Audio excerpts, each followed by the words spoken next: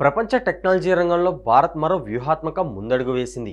Artificial intelligence AI, సెమీకండక్టర్ల సరఫరా వ్యవస్థను సురక్షితం చేసే లక్ష్యంతో అమెరికా నేతృత్వంలో ఏర్పాటైన పాక్స్ సిలికా కూటమిలో భారత్ అధికారికంగా సభ్యదేశంగా చేరింది.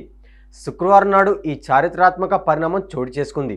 సిలికాన్ ద్వారా శాంతి అనే అర్థం వచ్చేలా ఈ కూటమికి పాక్స్ సిలికా అని పేరు పెట్టారు. సెమీకండక్టర్ల తయారీలో కీలకమైన సిలికా ఆధారిత సాంకేతికతతో ప్రపంచ ఆర్థిక భద్రతను పెంపొందించడం దీని ప్రధాన ఉద్దేశం. అమెరికాతో పాటు జపాన్, దక్షిణ కొరియా, యూకే, ఆస్ట్రేలియా, ఇజ్రాయెల్ వంటి దేశాలు ఇందులో సభ్యులుగా ఉన్నాయి. గతేడాది డిసెంబర్లో ఈ కూటమి ప్రారంభమైనప్పటికీ తాజాగా భారత్ చేరికతో దీనికి మరింత బలం చేకూరినట్లయింది.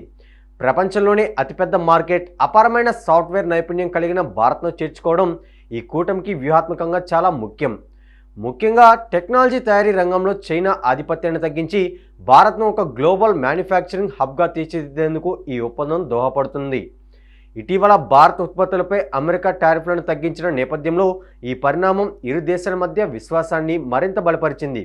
ఈ కూటమి కేవలం చిప్స్ తయారీకే కాకుండా ఏఐ చిప్స్కు అవసరమైన లిథియం వంటి ఖనిజాల సరఫరా, 6G టెక్నాలజీ అభివృద్ధి, టెక్నాలజీ చోరీ నివారణ వంటి అంశాలపై కూడా దృష్టి సారిస్తుంది.